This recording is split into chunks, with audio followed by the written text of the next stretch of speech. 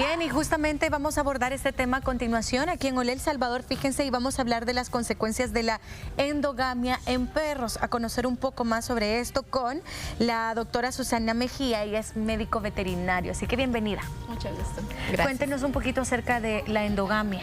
Vaya, la endogamia es como un tema bien importante tocado a nivel internacional, ya que son las características básicas que vamos a ver en nuestras mascotas. Por ejemplo, la endogamia consiste en la reproducción que pueda haber entre familiares muy cercanos.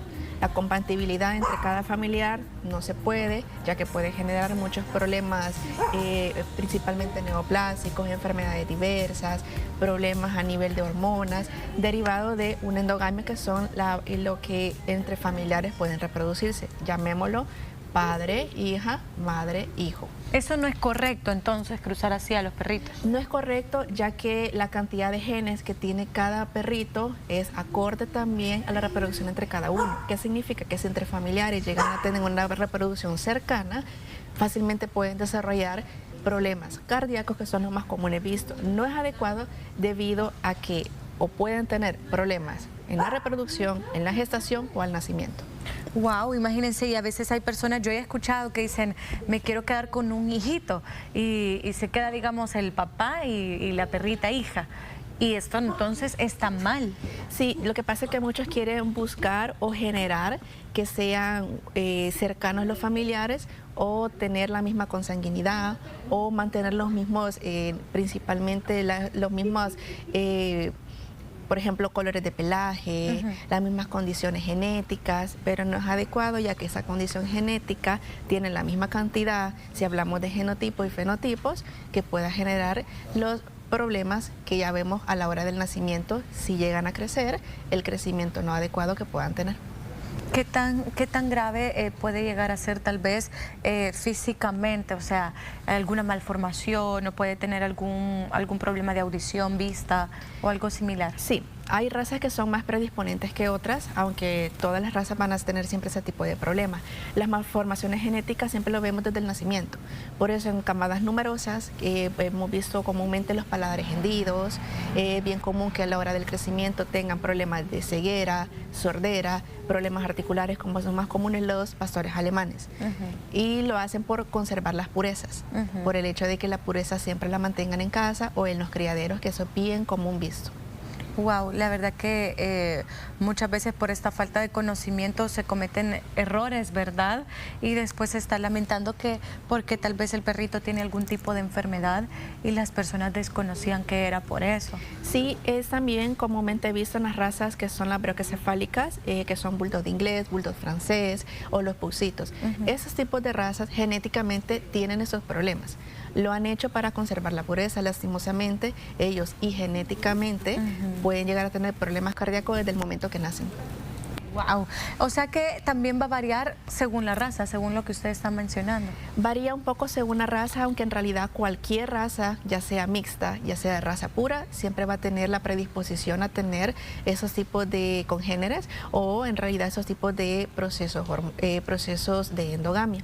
En realidad hay razas predisponentes ya que a lo largo de los años se ha conservado la pureza, estamos hablando de muchos años atrás, que por eso las razas braquicefálicas cambiaron con el tiempo, por conservar siempre la pureza. Y son las más predisponentes en cuanto a enfermedades. ¿Hasta qué momento entonces yo puedo considerar que es sano tener como que me acompañe también otro perrito? Porque a veces se quiere, pues sí, uno dice, ay, yo quiero que sea un hijito del mío, ¿verdad? Entonces, pero si de repente lo quiere cruzar porque también con la familia usted quiere más, ¿cómo sería la forma correcta? La forma correcta siempre va a ser buscar una raza en específico. Si por ejemplo queremos un Yorkie, queremos un pastor alemán, queremos un golden retriever, un labrador, buscar siempre de otra familia, porque aunque consideremos que son los abuelos, pueden tener siempre genes recesivos, es decir, que en cualquier rama de la familia se puede heredar los problemas, en ese caso genéticos. Hasta después sería entonces de los abuelos, digamos. Podría considerarse sí, pero en realidad no es correcto, ya que siempre hay genes recesivos que se pueden heredar. Entonces se prefiere que sea de otra camada totalmente diferente, que no tenga ninguna Buscar consanguinidad. aparte. Correcto. Ok, bueno, le están poniendo atención, mira, doctora. Sí, la verdad que sí, o sea, yo lo desconocía, nunca he sido como de cruzar tanto los perritos, pero sí, hay personas que lo hacen y realmente qué importante es porque al final el perrito también es el que sufre las consecuencias, ¿verdad? Así es. Derivado de esto, hay problemas muchos médicos en los cuales los médicos veterinarios buscan día a día solventar, sanar y curar.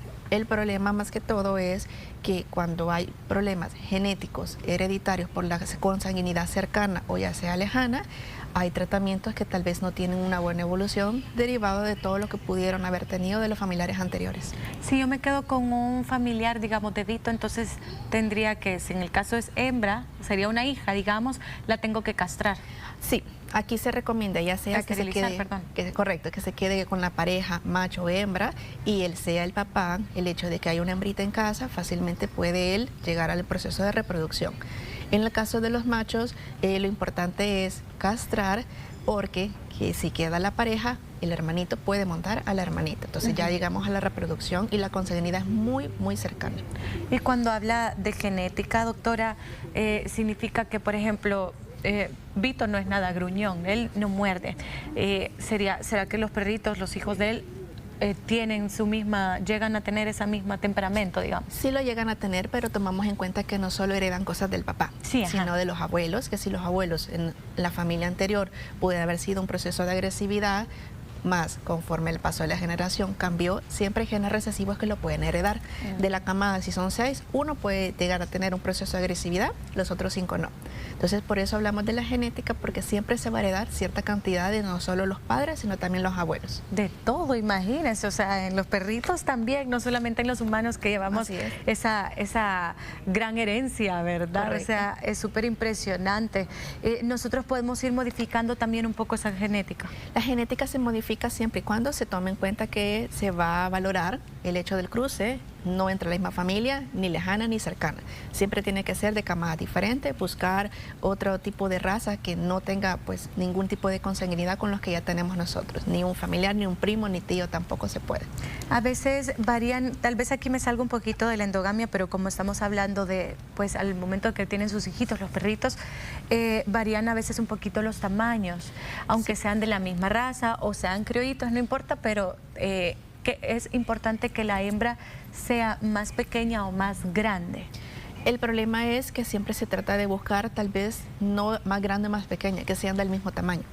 Ya que si el padre es grande, los cachorros tienden a ser grandes desde el momento que están en el vientre de la mamá. Y eso le afecta, ¿verdad? Eso afecta, a la perrita. Correcto. Afecta, derivado de esto, puede tener cesáreas, en las cuales también puede complicarse la vida de los cachorros, ya que las cesáreas son bastante delicadas en el momento de que se va a decidir por una cirugía programada, pero no solo eso. La formación de los cachorros tiene mucho que ver.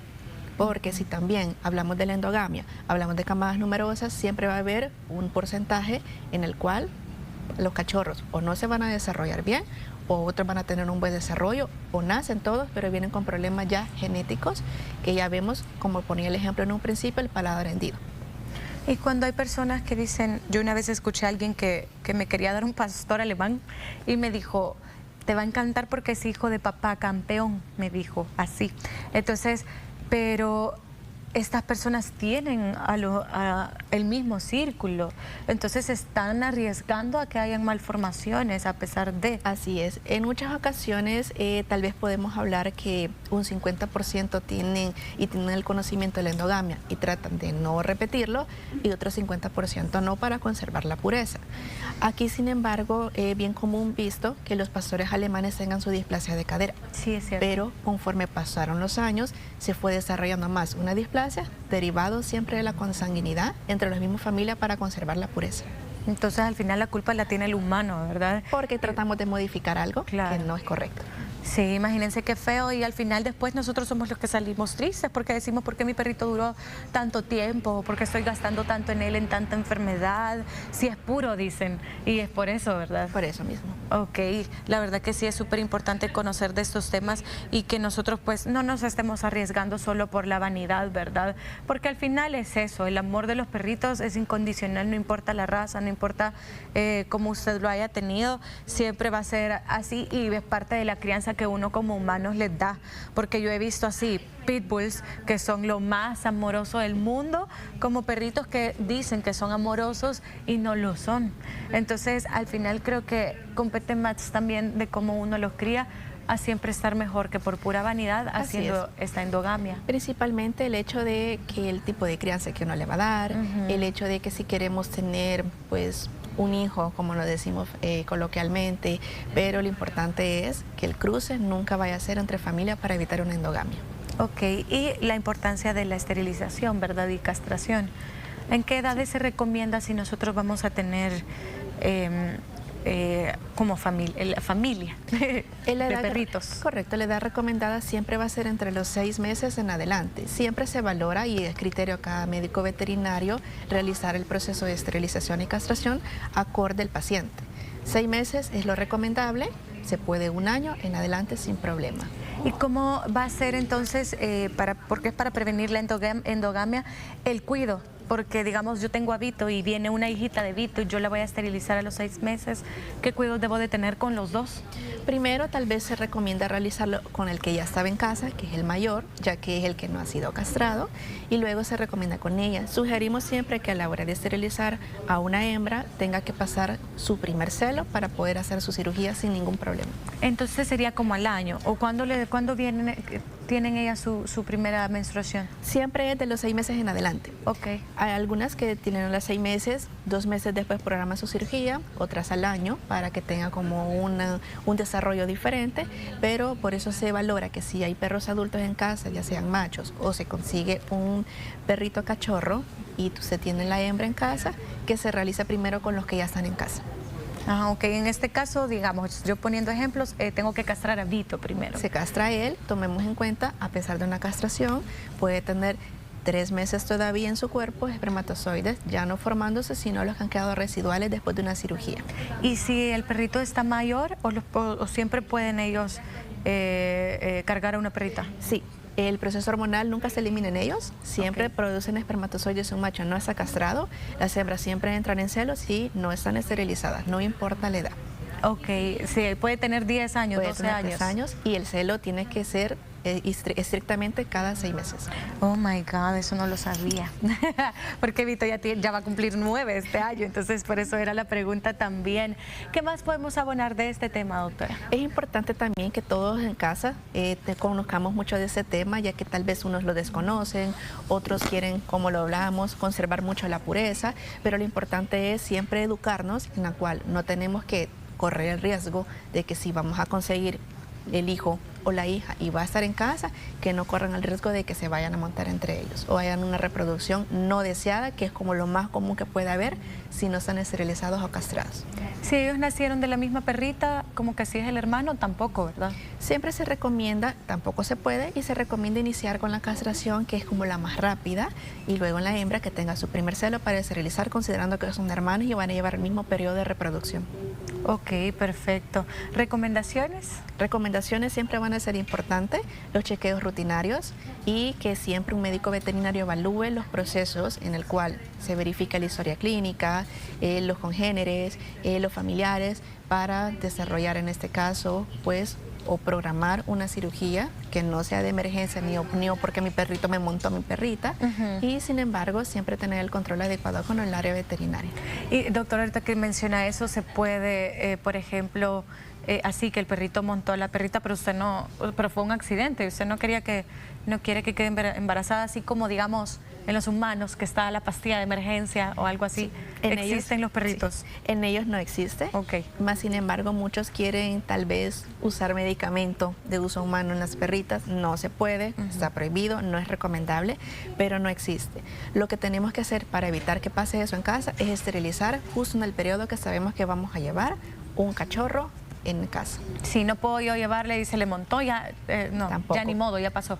Porque el periodo en el cual los perritos llegan a montar a las hembritas es porque ya estamos en un proceso ya que ya es de reproducción y en celo. Entonces no podemos correr un riesgo en una cirugía.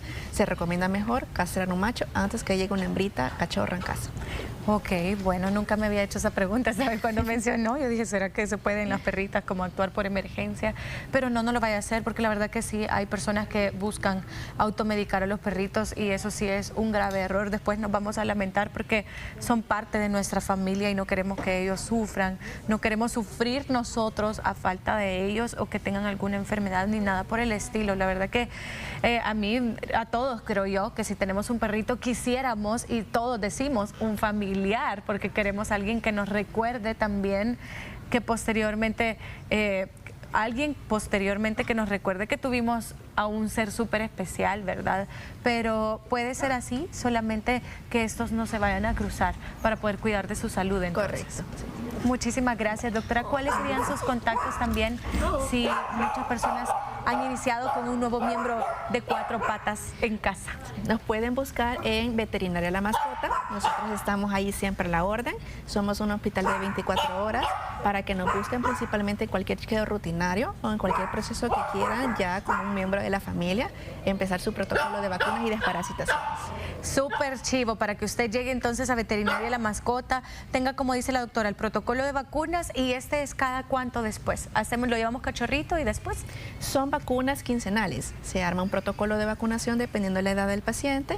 Luego se dan como las recomendaciones adecuadas cuándo serían sus próximos refuerzos, que luego quedan cada año al terminar el plan de control de cachorro.